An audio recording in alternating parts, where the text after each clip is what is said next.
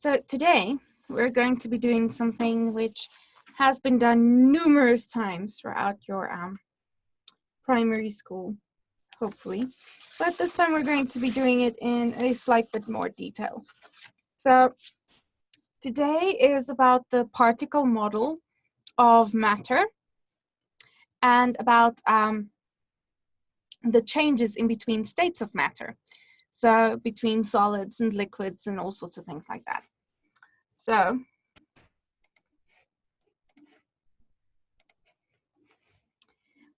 please let me know if you can't see this. Otherwise, I'm just going to assume that you can. Okay, so we have three states of matter. We've got gas, we've got liquid, and we have solid. Okay, so the easiest ones that we know is the change from solid to liquid. When that happens, we say something melts. So this would be melting. And the change from liquid to gas is evaporation.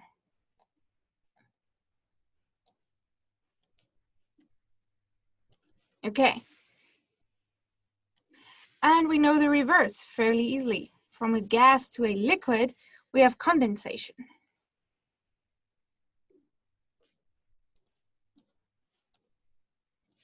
And from a liquid to a solid, we have freezing.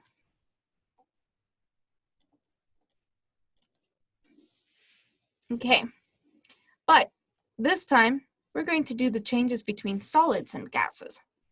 So for a solid to go directly to a gas, we call this sublimation. And directly from a gas back to a solid is called deposition or desublimation. Okay, so this is what we're going to be covering today. So, where do I, there we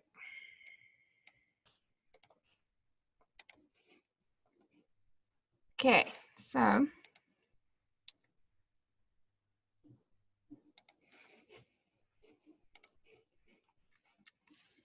over here. Oh.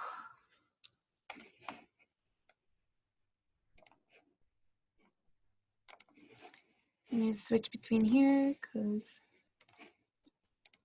there we go. Okay. So this is what sublimation looks like. This is dry ice. It is frozen carbon dioxide. And carbon dioxide is very interesting in that its melting point is actually lower than its freezing point. So it would go directly from a gas to a solid. It doesn't actually go towards a liquid at all. It just gas to solid. So here we've got some solid dry ice, and it is busy sublimating. So it's busy literally giving off its gas, turning into gas. So here you can actually see the little wispy bits of gas that's coming off of it. And it is very, very cool to see. So there's lots more pictures of dry ice.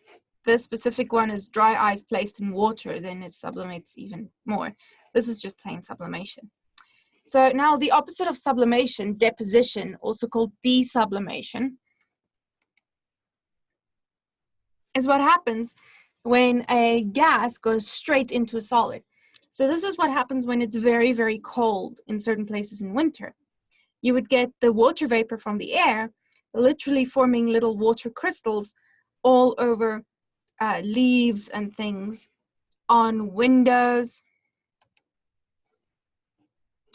Over here, we've got literal ice crystals just forming on the surface of the window. So this is deposition or desublimation. So now I want to go to here. Here we go. Okay. Need a pen. There we go. Okay. So now we're going to be covering the particle model of matter. and solids, liquids, and gases. So we have 3 states of matter: solids, liquids, and gases. And in a solid, the particles of matter, the atoms or molecules, are literally packed very closely together. They're pretty much sort of stuck together.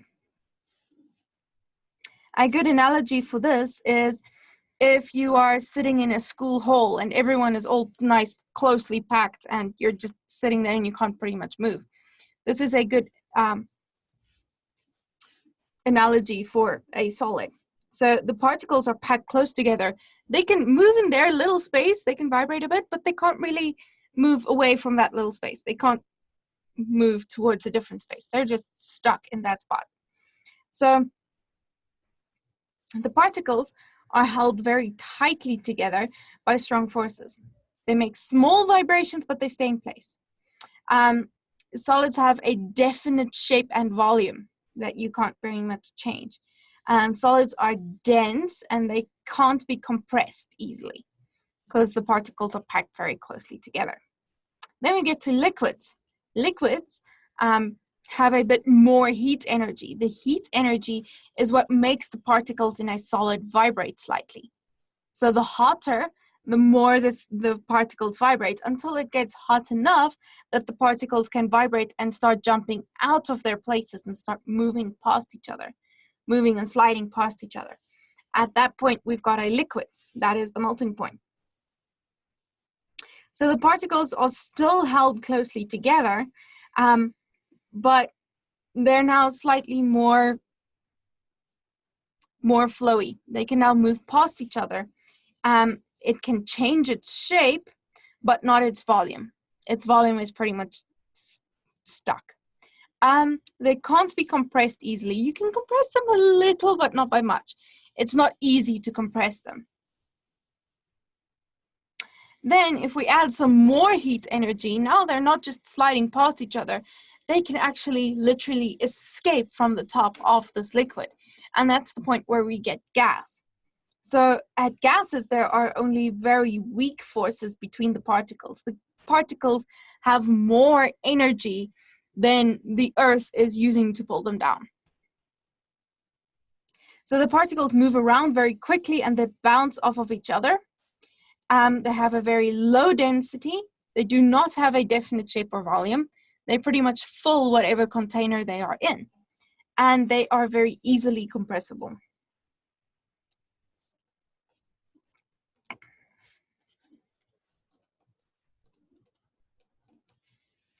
Okay, so we've got a small little exercise here.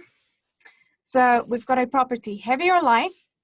We've got solids, liquids, and gases. So the density, we've got a high density, a low density, and this one is about a medium density. Okay, how easy are they to compress? They're hard to compress, and easy to compress. Do they flow? No, not at all. The solids do not flow. Do they keep the same shape? Solids keep the same shape. Liquids conform to their container, but they've got their upper surface, and gases conform wholly to their containers. So gases, no. Do they keep the same volume? With solids, yes. With liquids, yes. With gases, no, because they're easily compressible. You can put a lot of gas into something like a balloon. Literally, if you're blowing up a balloon, that is what you're doing. You're putting more gas into a smaller space, and that's what makes the balloon balloony. Okay, so now we've got our changes of state. So when a solid changes into a liquid, you have heat added, which makes it vibrate slightly more, etc. So as it changes into a gas, it gets enough in order to actually escape from the liquid. So now we get to something called diffusion. So diffusion is literally what gas does in order to spread out. So if you put some gas into a small space, it will diffuse and spread out until it fills the area.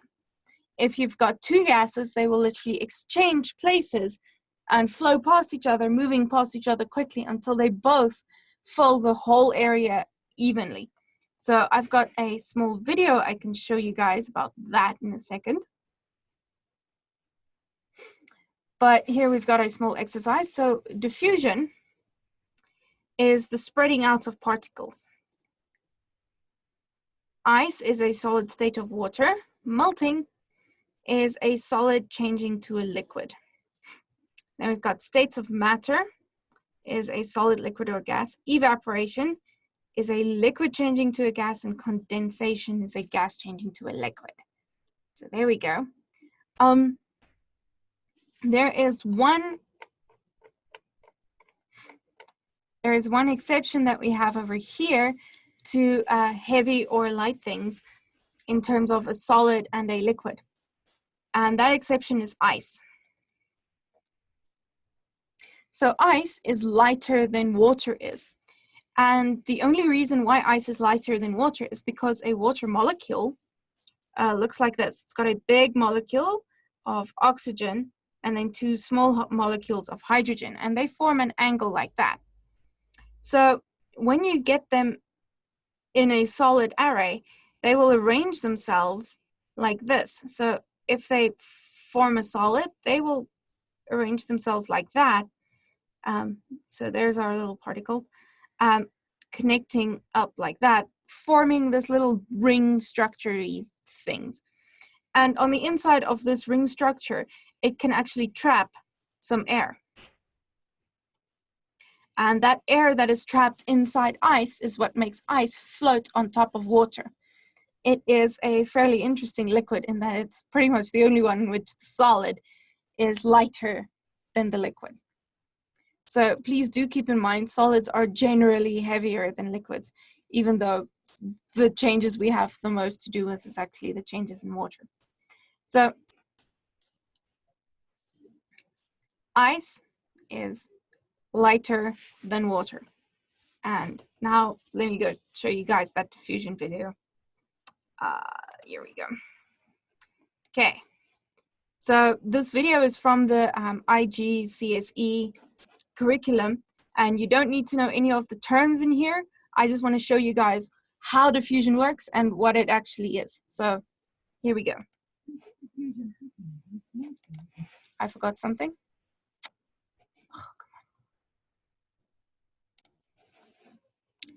There we go. In the lab, using bromine, an orange-coloured gas. Place a jar of air on top of the bromine, and it slowly starts to spread. It's moving up the tube against gravity. Over time, the two gases mix. After half an hour, both containers have a uniform colour.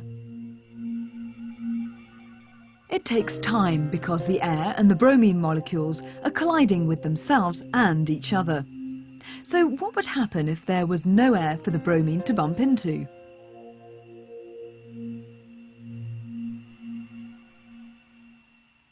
All the air has been removed from this apparatus, apart from the flask containing bromine, which is isolated by a tap. Open the tap and it spreads immediately. Watch again. In a vacuum, there's no air to collide with. The bromine diffuses much faster. See how slow the diffusion is when the flask is now full of air. It takes several minutes to get just this far. This simple setup can be used to compare the rate at which different gases diffuse into air. Nitrogen dioxide gas on the left is similar in colour to bromine on the right, but bromine molecules are much heavier.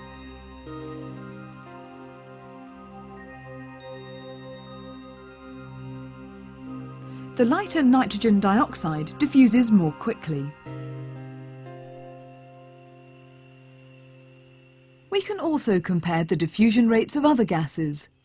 Ammonia and hydrogen chloride gas are colourless, but when they meet, a white cloud of ammonium chloride forms.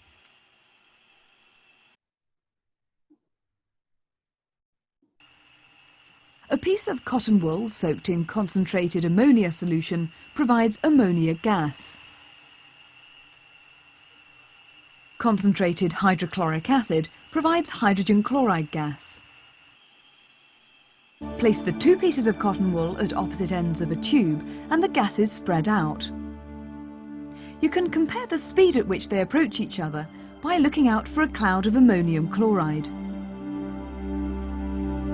After less than a minute, a white ring begins to form, marking where the gases meet. The white solid is closer to the hydrogen chloride end of the tube, on the right. So which gas has travelled faster? Another way of monitoring the progress of the gases is to run a piece of damp indicator paper along the tube. Hydrogen chloride gas turns it red, ammonia turns it blue. Why does ammonia travel faster?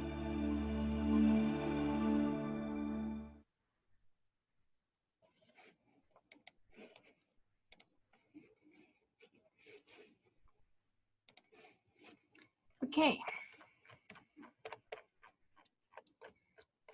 So let me just stop that. So diffusion is literally how gas spreads out over a specific area. So if there is no air, then it'll literally spread out as fast as it can until it fills the space it has evenly. If there is air, then it'll slowly move past the air until it has filled up the space evenly. So that is one thing that you should definitely remember, is how diffusion works. So let me see about answering some of your questions. Okay. What happens when you put dry ice in a bottle? This depends on whether you seal the bottle or not. If you take a cool drink bottle and you put some dry ice in and then close the top so it's sealed, then it can eventually explode, yes. A common science experiment that actually shows gases collecting is you put some dry ice in a bottle and then you put a balloon over the top and then you watch the balloon expand, which is quite interesting. So then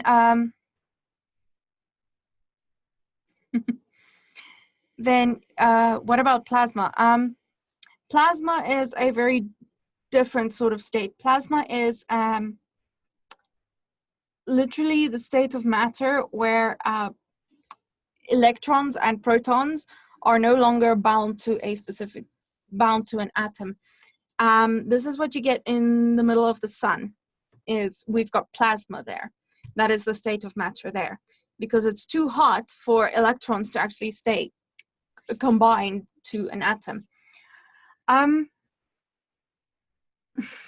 I only learned about plasma in second year university, so it is a rather interesting and fairly complex thing to explain. So I'll see if I can't get back to that one in a bit.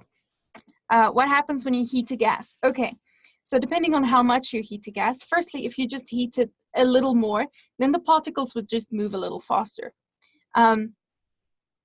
So the more you heat the gas, the faster the particles will move until a specific point where it'll actually start ionizing. What I mean with ionizing is that is the point where the electrons have enough energy to split away from the actual atom. So at that point, it's when it starts becoming essentially sort of excited plasma. So in any reasonable temperature scale that you heat gas to, all that would happen is the particles will be moving faster. Plasma at this point in time, humanity has only managed to create in very specific conditions in a lab using electromagnets and literally accelerating particles super quickly in order to get that right. So yeah, when you heat a gas, all that's going to happen is the particles are going to move a lot faster. I do not encourage. Okay, Okay. Please don't try to make bombs out of dry ice. It is a very big problem. Okay, how old am I? I am turning 27 this year. So yeah. And just for interest's sake, I first studied my BSc, so my bachelor's in science, where I majored in mathematics and physics. So yeah, and then I did some more studying astronomy, and after that I did my teacher's qualification, and here I am. So yeah. Dry ice is made by literally refrigerating air until the CO2, the carbon dioxide, starts sublimating into the solid form of dry ice. You need very, very good refrigerators in order to do that.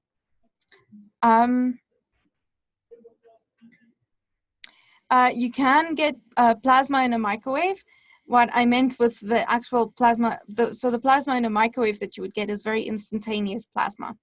It is not really, if you put something metal in a microwave and it starts sparking and making that brightness, that is actually a kind of plasma that you're making. But it's not a very good analogy for how plasma is made, because literally in a microwave, all you're busy doing is exciting the atoms at that specific point right there. So it's not getting to very many places to make a literal stable kind of plasma, if I can put it that way.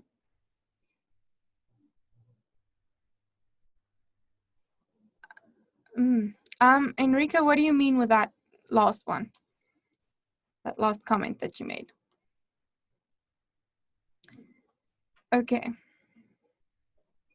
Do you guys have any other questions?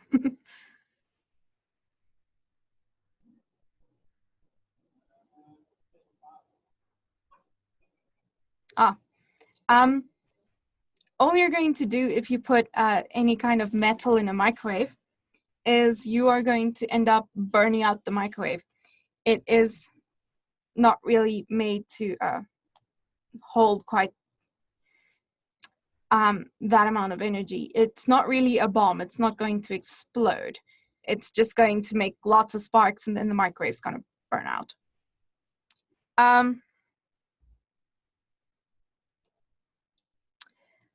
Plasma cutters actually do use plasma in order to, so what the plasma referred to in plasma cutters is they would run a current through two wires. So the current would go through here to a wire down here, but there would be nothing in between. And if you put the current high enough, then the particles will actually start jumping from the top wire to the bottom wire, and that is also called plasma, because science has lots of very confusing terms. And so plasma cutters actually use that little plasma arc that it made literally in order to cut things. The same way that sort of plasma is made for plasma cutters is the same way lightning is made. So lightning is literally a sort of streak of excited particles in the sky. And that is what the plasma cutters are essentially doing.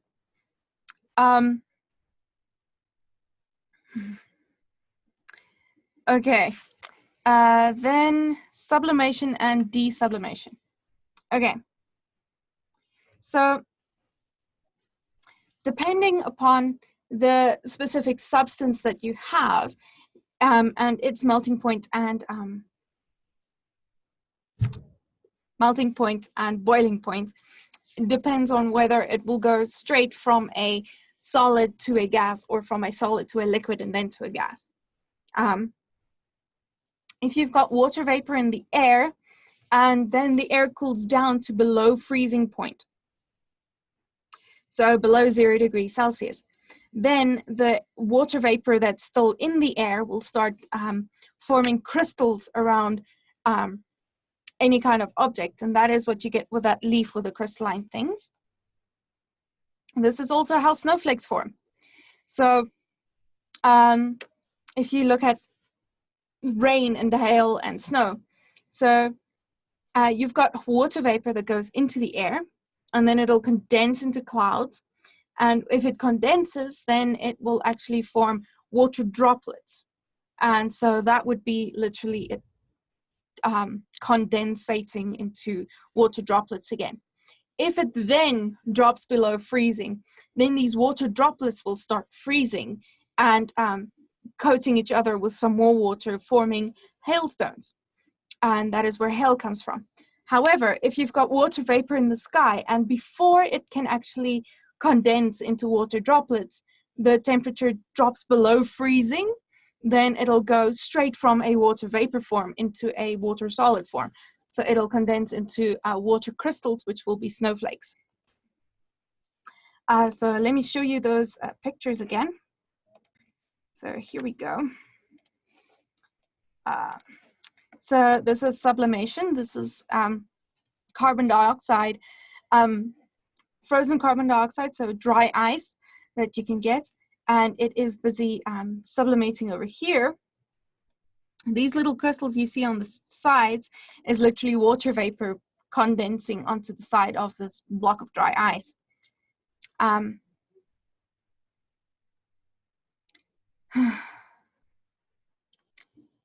You guys are way too smart for this grade. If you guys want an answer to that question, the question was, what would happen if you collided a Bose-Einstein condensate in a plasma? That's going to require me about a week of reading up to do. So if you guys would excuse me, I will do that and see if I can't get back to you guys. But, geez, you guys ask ridiculous questions. Anyway, so back to sublimation. So here you've got the solid going straight into the gaseous form. And then we've got the desublimation, which is the water vapor over here in the air, which will form crystals onto pretty much any surface it can. So over here, we've got this leaf covered in water crystals forming. There's also some on the rocks and pretty much anywhere else it can get.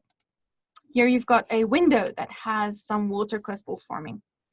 You can see this very easily in if you're ever in an airplane that goes very high, then you get that. So, yeah.